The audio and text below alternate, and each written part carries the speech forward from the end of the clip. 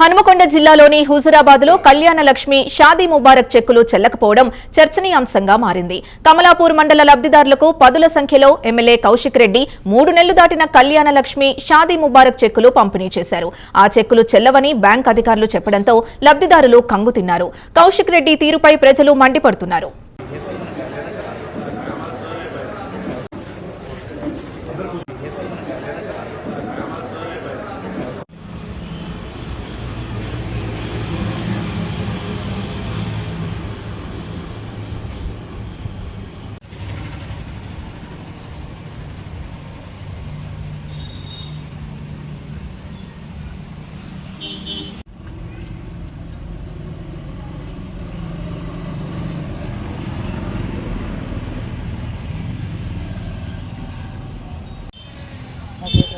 నా పేరు రవీందర్, వస్కుల రవీందర్, కమలాపూరు.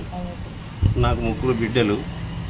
మొన్న సంవత్సరం అయితే నా బిడ్డ పెళ్లి చేసి ఇలా నిన్న చెక్కులు వచ్చినాయంటే హుజురాబాద్కు పోయాను.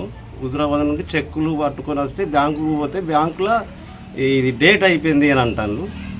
మరి ముఖ్యమంత్రి రేవంత్ రెడ్డి గారు నాకు 3 ఆడపిల్లలు, నా దగ్గర ఏం లేదు, కాయ కష్టం చేసుకునే బతుకుడు.